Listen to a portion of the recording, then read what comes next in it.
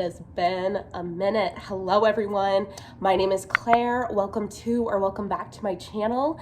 I have taken a hefty hiatus, a lot of inconsistencies, but I assure you I am back in full force.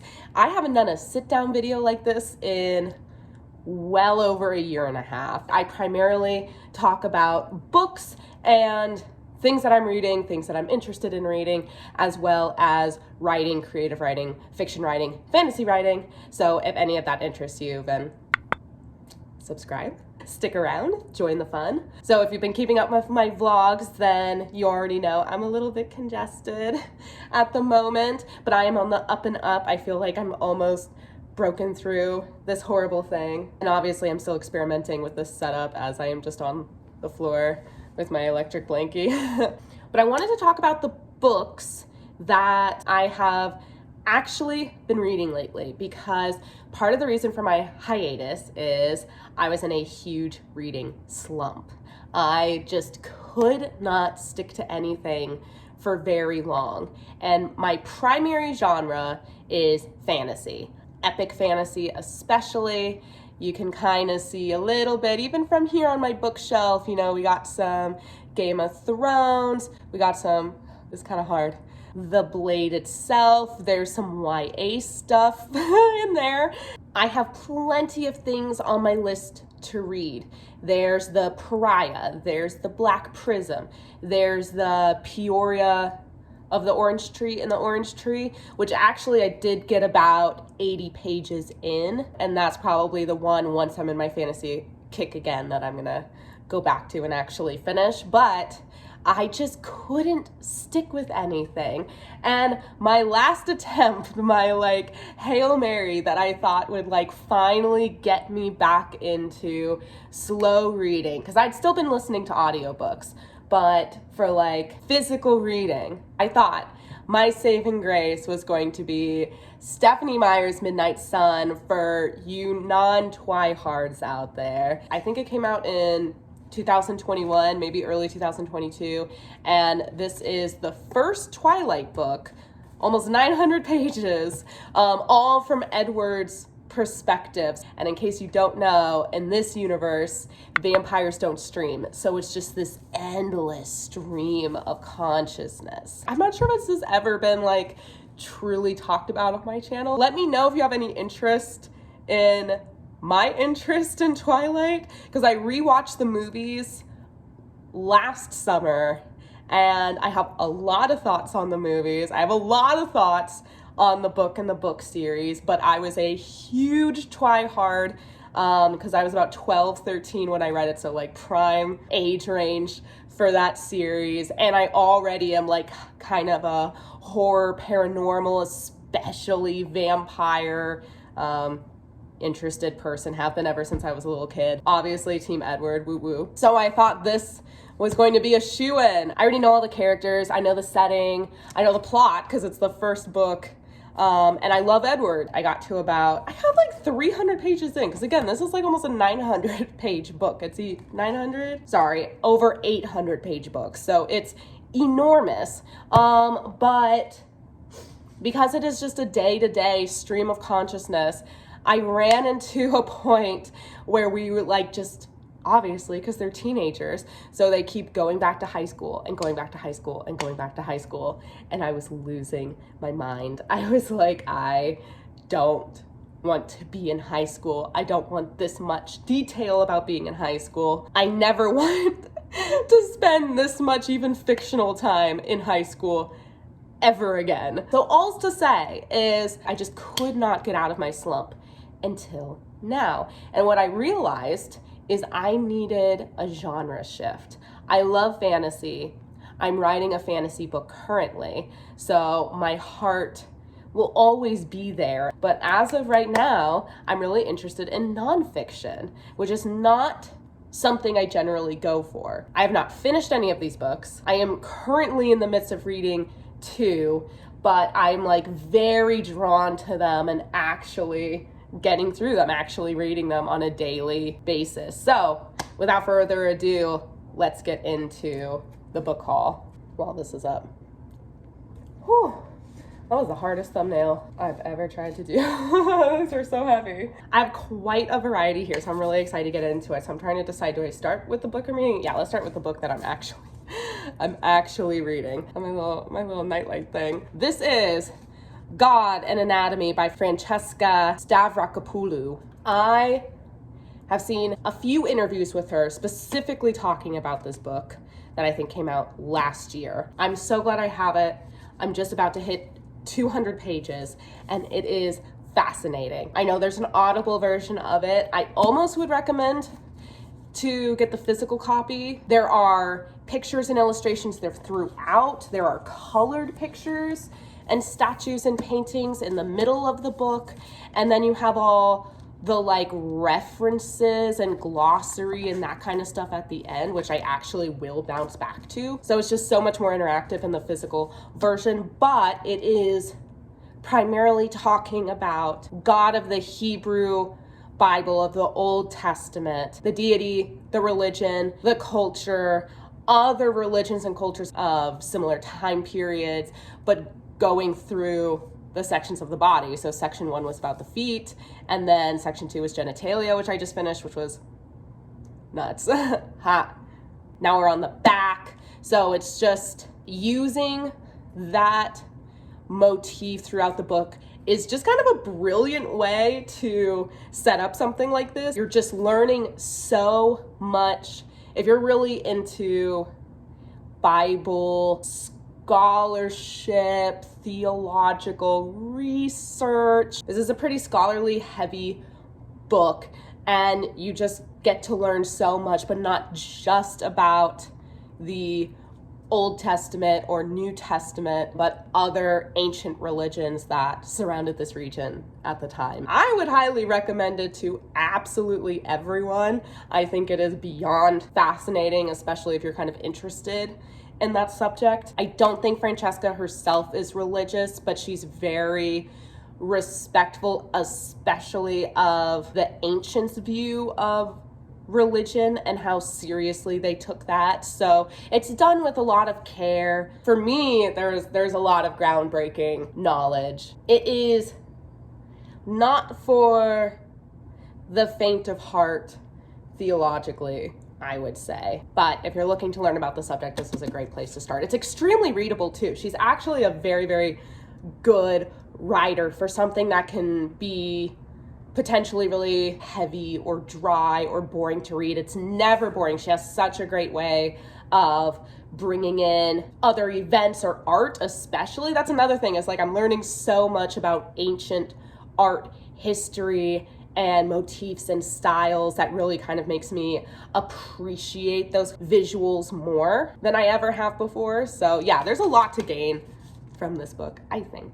All right, next is a classic. I have not read it, but I also know a lot about it, and that is On Writing by Stephen King. This is a classic writing book, fiction writing book / memoir. So it's like kind of part memoir in the front, and then he gets into more like writing advice in the back. Like I said, I have not actually sat down and read it yet. I started a writers group in my area, or with my friends, and I think I'm gonna try to read a little bit of this, even if it's just 10 or 15 minutes before the group, just to get in that mindset. I mean, it's Stephen King.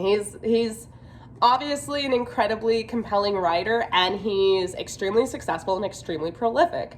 So he's someone who I think you can take advice from. He's a trustworthy source. And from my understanding, again, this is like something I've heard a lot about over the years.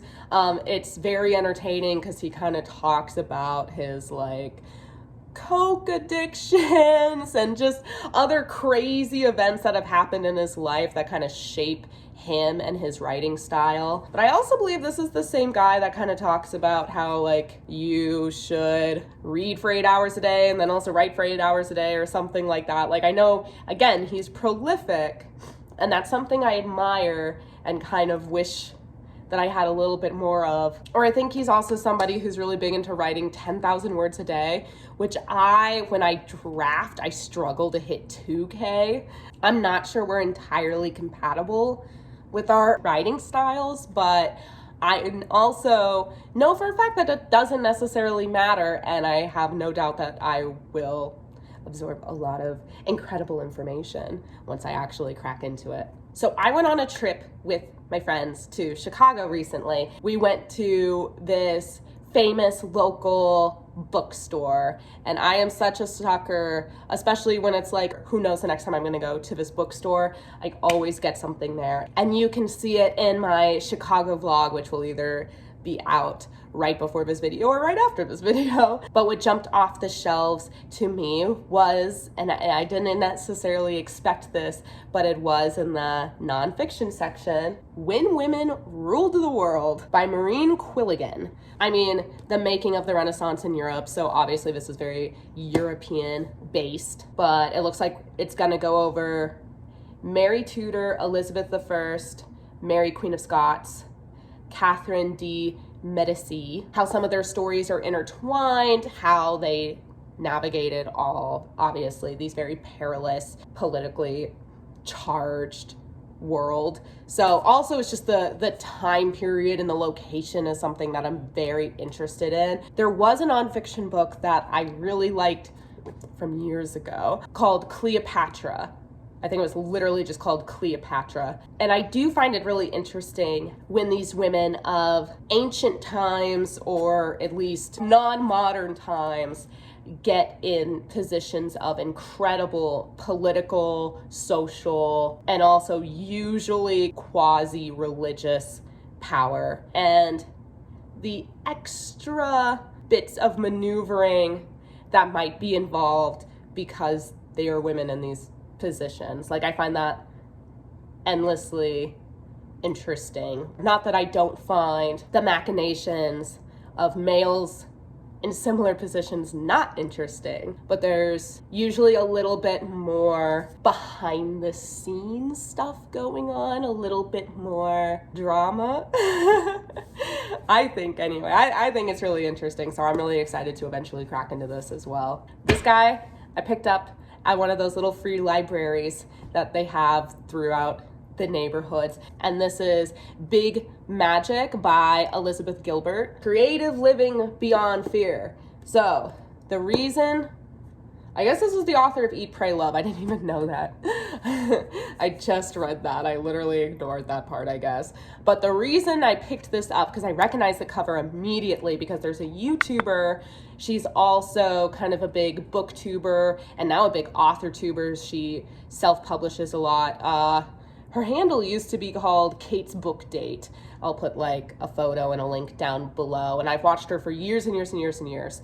And this is a book that she comes back to time and time again. She said she usually reads it once a year or once every other year. It's, from what I can tell, a motivational, self-help, rah, for creatives, designed for creatives, written by a creative, and kind of addresses how your path is inherently different than others, and how to stay motivated, and how to, I don't know, actually, I haven't read it, but that was always the vibe that I got from Kate. It's just one huge pep talk for creatives, and specifically creatives who want to make a living and kind of have their identity and their livelihood in their creative projects. But yeah, I got one of those little libraries. What a freaking score. Speaking of little libraries, I have lucked out with this recently, I tell you what. I got a few fiction books from there as well, and they've been like historical fiction. Anyway, that's for another video altogether. This I almost picked out because I was like, whoa, this looks too nice of a book to not be good. I cannot believe I got my hands on something like that because it feels very tailored to me. It's called The Longing for Less, Living with Minimalism by Kyle Chayka. Again, I kind of can't believe how well I meshed with this book. So I'm about 50 pages into it. I was going back and forth between this and God and Anatomy, but I'm kind of more sucked into God and Anatomy right now. I really like taking this with me because it's so small little compact thing, and it's really easy to read. But the reason I like it so much is because it's not just a here's how to be a minimalist or why minimalism is good. He actually gets into a lot of the history behind minimalism and how it's been inspired by a bunch of different culture points like Stoicism. I hesitate to rush too much because he's a wonderful writer and very precise and nuanced. So I feel like I'm gonna blow doze over how delicately he has like tackled this subject. But if I were to do that anyway, how he kind of gets into how commercialized minimalism has become and how it's kind of become a commodity, how it's sterilized a lot of spaces. From modern people's perspectives, it seems to promise stuff that it can't deliver on, and how a lot of people like the aesthetic of minimalism, but not necessarily the practice of it, is probably the part that I most identify with, because I'm such a thrift shopper and I'm such a believer in buying secondhand clothes, secondhand everything, if possible, if you can. He was saying that's more akin to true minimalism than buying everything at IKEA or Amazon that's white and sterile and fits more of our perception of minimalism. So anyway, but like I said, I'm only 50 pages in. I think he has a lot more to say. I couldn't believe I found this in one of those little free libraries because this is amazing. And I'm not sure I would have picked it up on my own. Like, I don't know if I would have gone out of my way to buy it. So I'm so thankful that this kind of like fell into my lap because I'm like, wow, we are like simpatico. So I would highly, highly, highly recommend The Longing for Less for sure. I almost feel a little cheaty by including this book because this isn't really like a sit down and read book, but it's nonfiction and it's like kind of been a part of my life for the last few months. It's called Glute Lab by Brett Contreras. And he's a famous glute guy. My friend had this book, she gave it to me, and it includes like there's a ton of exercises and visuals, but a lot of it includes his history. He became the world-renowned glute specialist, right? And he actually popularized the hip thrusting movement. If you're in the gym world, you know. Reading his backstory and how he got to this point, like how he was so insecure about his glutes, and then how it kind of became an obsession, and then how it's like, oh, the glutes are actually like an interesting, specific muscle group in the body that needs like special types of attention. I'm not like necessarily like sitting down and spending 20 minutes going through this, but usually, especially if I'm about to go to the gym, I usually pop it open and been like jumping around a little bit. But it's just surprisingly more interesting than you would think like a muscle group specific exercise heavy book would be. And I mean, this sucker is heavy. It's huge. It's broken down really well, so you can just jump to the section if you want like the exercises or the diet plan, or if you want to spend some time reading more about the subject itself. All right, guys, well, those are the books that have been calling to me recently and that I have been spending a lot of time with.